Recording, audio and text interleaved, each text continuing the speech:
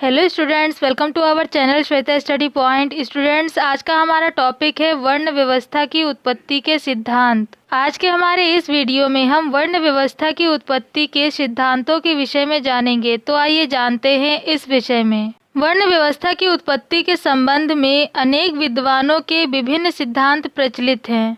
प्रमुख विद्वानों के अनुसार वर्ण व्यवस्था की उत्पत्ति के सिद्धांतों को निम्नलिखित रूप में स्पष्ट किया जा सकता है।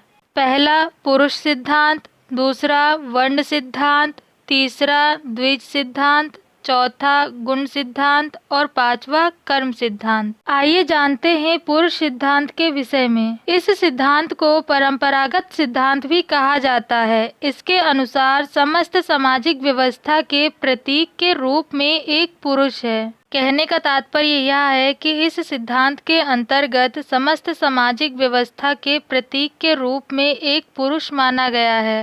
ऋग्वेद पुरुष सूक्त में उल्लेख आया है कि विराट पुरुष के मुख से ब्राह्मण, भुजाओं से क्षत्रिय, उदर से वैश्य तथा चरणों से शूद्र की उत्पत्ति हुई है। दूसरे शब्दों में कहें तो ऋग्वेद के पुरुष सूक्त के अनुसार एक विराट पुरुष के मुंह से ब्राह्मण की उत्पत्ति मानी गई है, भुजाओं से क्षत्रिय की उत्पत्ति, उदर से वैश्य की उत्पत्ति और चरणों से अर्थात पैरों से शूद्र की उत्पत्ति मानी गई है। मनुस्मृति में 4 वर्णों की उत्पत्ति का उल्लेख बताया गया है। ईश्वर ने विश्व की समृद्धि और कल्याण के लिए मुख, बाह, जंघा तथा पैर से क्रमशः ब्राह्मण, क्षत्रिय, वैश्य और शूद्र की रचना की। दूसरे शब्दों में कहें तो मनुस्मृति में यह बताया गया है कि ईश्वर ने विश्व की समृद्धि और कल्याण के लिए मुंह से ब्राह्मण, बाह से क्षत्रिय, जंघा से वैश्य तथा पैरों से शूद्र की उत्पत्ति की।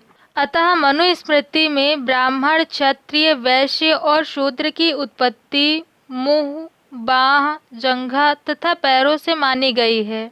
आइए अब जानते हैं वर्ण सिद्धांत के विषय में। वर्ण सिद्धांत में वर्णों का आधार रंग माना गया है। महाभारत में भृगु ऋषि के अनुसार ब्राह्मण श्वेत, क्षत्रिय लोहित, वैश्य पीले और शूद्र काले वर्ण के होते हैं। दूसरे शब्दों में कहें तो वर्ण सिद्धांत में वर्णों की उत्पत्ति का आधार रंग माना गया है।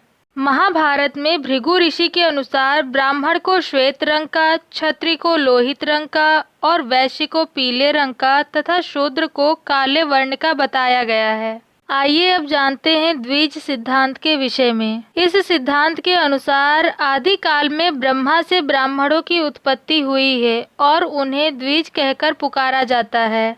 दूसरे शब्दों में कहें तो इस सिद्धांत में यह माना जाता है कि आदि काल में ब्रह्मा से ब्राह्मणों की उत्पत्ति हुई थी। इन्हीं ब्राह्मणों को आगे चलकर द्विज कहकर पुकारा गया है, अर्थात इन्हें द्विज के नाम से भी जाना जाता है। इस सिद्धांत के अनुसार यह माना जाता है कि ये द्विज ही आगे चलकर 4 वर्णों में विभाजित हो गए। कहने का तात्पर्य यह है कि इस सिद्धांत में यह माना जाता है कि आदि काल में ब्रह्मा के मुख से जिन ब्राह्मणों की उत्पत्ति हुई थी वही ब्राह्मण आगे चलकर 4 वर्णों में विभाजित हो गए, अर्थात 4 वर्णों में बट गए। जो व्यक्ति द्विज धर्म पर डटे रहे वे ब्राह्मण कहलाए। जिनमें साहस, रूखापन तथा शासन करने की लालसा थी वे व्यक्ति क्षत्रिय कहलाए तथा जो द्विज धर्म से उदासीन होकर अर्थात निराश होकर कृषि, पशुपालन एवं व्यवसाय में लीन हो गए वे वैश्य श्रेणी में माने जाने लगे, अर्थात वे व्यक्ति वैश्य कहलाए।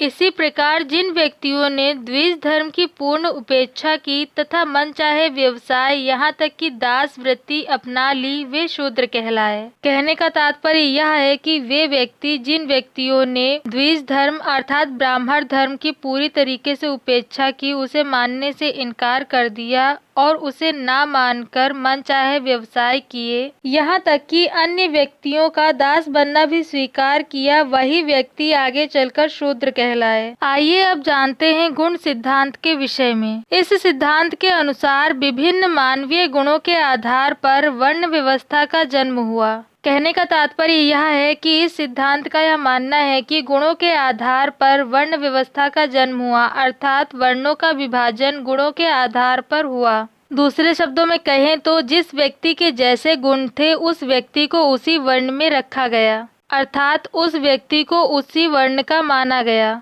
भगवान श्री कृष्ण ने गीता में कहा है कि गुण कर्म से पाए वर्णों की सृष्टि मैंने की है। हिंदू शास्त्र में मनुष्य के 4 प्रकार के गुणों का उल्लेख आया है। पहला सात्विक, दूसरा सात्विक राजसिक, तीसरा राजसिक तामसिक तथा चौथा तामसिक। इन चारों प्रकार के गुणों के आधार पर 4 प्रकार के वर्ण बनाए गए हैं, ब्राह्मण, क्षत्रिय, वैश्य तथा शूद्र। कहने का तात्पर्य यह है कि हिंदू शास्त्रों में मनुष्य के 4 प्रकार के गुणों का उल्लेख किया गया है। गुण सिद्धांत के अनुसार यह माना जाता है कि वर्ण का विभाजन अर्थात वर्णों की उत्पत्ति इन्हीं गुणों के आधार पर हुई है। इस सिद्धांत के अंतर्गत यह माना जाता है कि जो व्यक्ति सात्विक गुण के थे उन्हें ब्राह्मण तथा जो व्यक्ति सात्विक राजसिक गुण के थे वे क्षत्रिय तथा जो व्यक्ति राजसिक तामसिक गुण के थे वे वैश्य तथा जो तामसिक गुण के व्यक्ति थे उन्हें शूद्र माना गया है। आइए अब जानते हैं कर्म सिद्धांत के विषय में। इस सिद्धांत के अनुसार वर्ण व्यवस्था का संबंध मनुष्य द्वारा किए गए कर्मों से है। दूसरे शब्दों में कहें तो इस सिद्धांत के अंतर्गत यह माना जाता है कि वर्ण व्यवस्था जन्म से नहीं कर्म पर आधारित है। इस सिद्धांत में वर्ण व्यवस्था का आधार कर्म माना जाता है।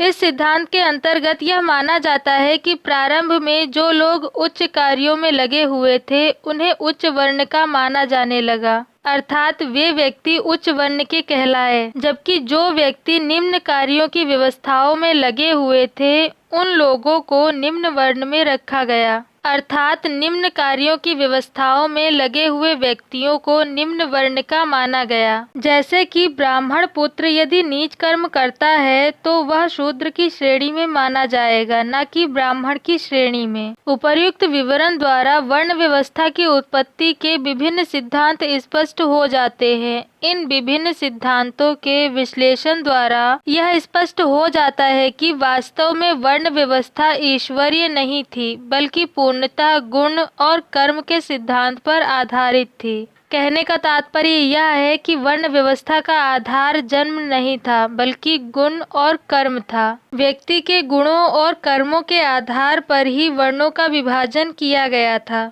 स्टूडेंट्स, ये थी जानकारी वर्ण व्यवस्था की उत्पत्ति के सिद्धांतों के विषय में। अगर आपको मेरा वीडियो पसंद आया हो तो वीडियो को लाइक और शेयर जरूर करें। चैनल को सब्सक्राइब करना न भूलें और साथ ही बेल आइकन को जरूर दबाएं, जिससे कि आपको मेरी आने वाली नई वीडियो की नोटिफिकेशंस मिल सके।